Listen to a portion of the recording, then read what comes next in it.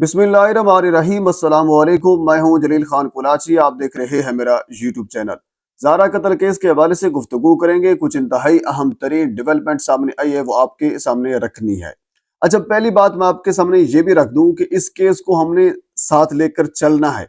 जब तक मुल्ज़िमान जुडिशल के बाद उनको सज़ा नहीं हो जाती, तब तक हमने इस केस को जिंदा रखना है। आप लोगों ने हमारा साथ देना है। इस केस में जो भी थोड़ी बहुत भी अपडेट आएगी हम आप तक पहुंचाएंगे। आपने अपना उसके ऊपर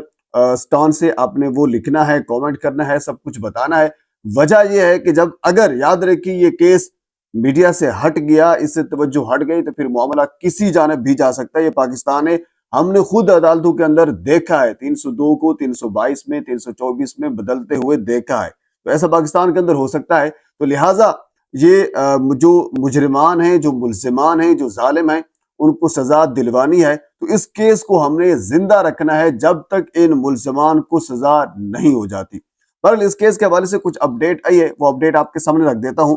ज़ारा के प्रेगनेंसी के हवाले से मैं 2-3 वीडियोस बना चुका हूं इस हवाले से, और मुख्तलिफ जो फैक्टर थे उनके क्या क्या बयानात थे वो मैं आपके सामने रख चुका हूं। सबसे पहले जो ज़ारा के वालिद ने बयान दिया था, आपको याद होगा, वो भी मैंने आपके सामने रखा था। उन्होंने, हमारे एक दोस्त थे, उनको एक इंटरव्यू दिया था। तो उस इंटरव्यू के अंदर उन्होंने ये कहा था कि ज़ारा प्रेग्नेंट नहीं थी। अब ऐसा उन्होंने क्यों कहा था? क्योंकि अब जो रिसेंटली एक और तस्दीक भी आई है कि ज़ारा प्रेग्नेंट थी। लेकिन ज़ारा के वालिद ने शुरू में क्यों कहा था? उसकी वजह यह है कि ये जो खवातीन के जो मामलात होते हैं, लेकिन एक खातून जो किसी दूसरी खातून जो उनके करीब तरीन होती है, जो उनके साथ फ्रैंक होती है, वो उसको इस किस्म के मामलात बताती है। कोई भी बेटी, ऐसा नहीं होता कि वो अगर इनिशियली स्टेज के ऊपर प्रेग्नेंट है वो जाकर अपने वालिद को बताएगी या किसी और बंदे को बताती फिरेगी, ऐसा नहीं होता। तो जो उनके करीब तरीन लोग होते हैं खवातीन में से, जहरी सी बात है, खातून है तो खवातीन में से, तो उनको वो बताती है। अब एक और बंदा जो खाला है, मेरे ख्याल में उसका नाम बानो बताया जा रहा है, ज़ारा की इन सुगरा के बाद दूसरी खाला जो है जिसका नाम बानो है, उन्होंने, हमारे एक दोस्त है, उनको इंटरव्यू दिया है और बाकायदा तौर पर उन्होंने इस चीज की तस्दीक की है कि ज़ारा 2 से 3 माह की प्रेग्नेंट थी। क्योंकि ज़ारा उस दूसरी खाला बानो के साथ करीब थी, उनके साथ ताल्लुकात भी अच्छे थे, वो आपस में इस किस्म के मामलात डिस्कस भी करते थे और उनके वो करीब तरीन समझी जाती थी बानो। तो इसी वजह से जो हमारे मीडिया पर्सन है उन्होंने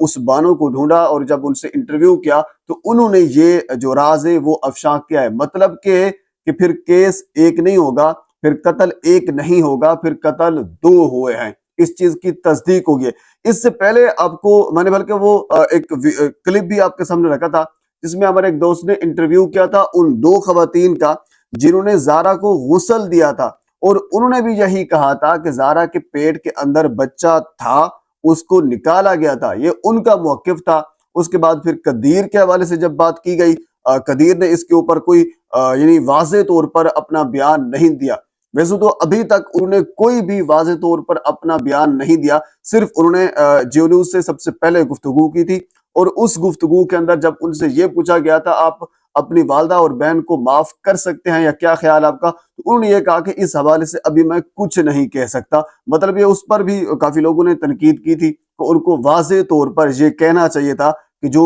मुजरिमान हैं, जो मुल्जिमान हैं, आइन और कानून और इस्लाम और शरीयत के मुताबिक जो उनकी सजा बनती है उनको सजा देनी चाहिए। क्योंकि इस वक्त सुगरा कदीर की मां नहीं रह गई थी, वो इस वक्त कातला थी, डायन थी। जो कुछ उससे हो सकता था वो उन्होंने किया था, तो उनको ये सजा मिलनी चाहिए और कदीर को ये कहना चाहिए था। पर ये कदीर का अपना बयान था। उसके बाद फिर जब सुगरा से पूछा गया, क्योंकि जब हमने अपने कुछ सोर्सेज से पूछा कि दौरान तफ्तीश सुगरा ने इस हवाले से कुछ बताया है, तो इस हवाले से सुगरा ने भी कुछ नहीं बताया था। उन्होंने ये कहा था कि वो प्रेग्नेंट नहीं थी। लेकिन दूसरी गवाही अब आ गई है कि जो ज़ारा है वो प्रेग्नेंट थी, लेकिन वो इनिशियल जो यानी इब्तदाई स्टेज होती है, जो इनिशियल स्टेज होती है, उसके ऊपर थी। अच्छा, इसके साथ जो डीएसपी आबिद रशीद साहब हैं, उन्होंने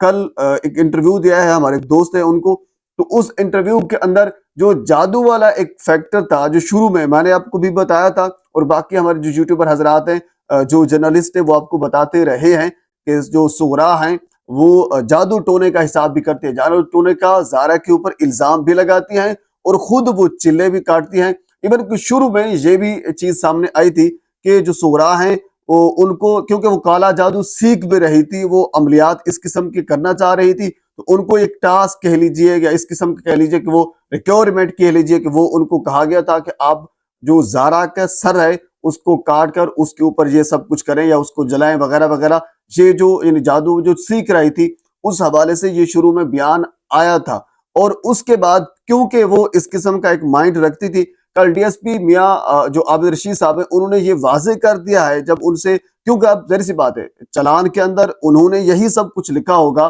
جو اب وہ میڈیا کے سامنے آ کر بیان کر رہے ہیں یا پھر جو بتا رہے ہیں، تو ڈی ایس پی صاحب نے یہی کہا ہے کہ سغرا کے مائنڈ میں یہ تھا کہ جو زارا ہے وہ ان کے اوپر تعویذ اور اس قسم کی چیزیں کر رہی ہے، اور اس قسم کی چیزیں کر کے انہوں نے اپنے بیٹے کو کہہ لیجیے کہ اپنے سے دور کر دیا ہے اور زارا نے اپنے قریب کر دیا ہے، تو لہٰذا اب اس قسم کی یعنی تعویذ اور اس قسم کے جادو ٹونے کا حساب کر کے میں بھی زارا کو اپنے شوہر سے الگ کر سکتی ہوں، تاکہ یہ زارا اور زارا کا شوہر آپس میں الگ ہو جائیں اور میرا بیٹا میرے ساتھ دوبارہ واپس اسی حالت میں آ جائے جس طرح پہلے وہ کوار پن میں تھا۔ بل یعنی مطلب یہ ہے بات کرنے کا کہ جو جادو ٹونے کا الزام تھا وہ بھی ڈی ایس پی صاحب نے کلیئر کر دیا ہے کہ یہ بالکل یہ فیکٹر تھا، اور اس وجہ سے یعنی یہ معاملات جو ہیں وہ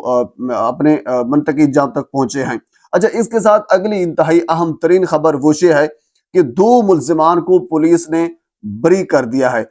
کیونکہ اگر بات کی جائے کہ 8 ملزمان ٹوٹل تھے، 8 میں سے 4 جو مرکزی ملزمان ہیں اور 4 باقی ملزمان تھے جن کو پولیس نے حراست میں لیا تھا، اپنی تحویل میں رکھا تھا تاکہ ان سے کچھ پوچھ گچھ اس قسم کے معاملات کیے جائیں۔ 4 ملزمان جو پہلے، جس میں نوید، یاسمین، سغرا اور عبداللہ، یہ 4 تھے، ان 4 میں سے پہلے 3 کو پولیس نے مرکزی کردار رکھا اور ان تینوں کا ایک ہی کردار رکھا، ان میں سے یاسمین، سغرا اور نوید عرف سونی جو کسائی لاہور سے بلوایا گیا تھا۔ جو عبداللہ یاسمین کا بیٹا تھا ان کو سہولت کاری کے طور پر پہلے رکھا گیا، یعنی 109 میں رکھا گیا، اور اس کے بعد پھر پولیس نے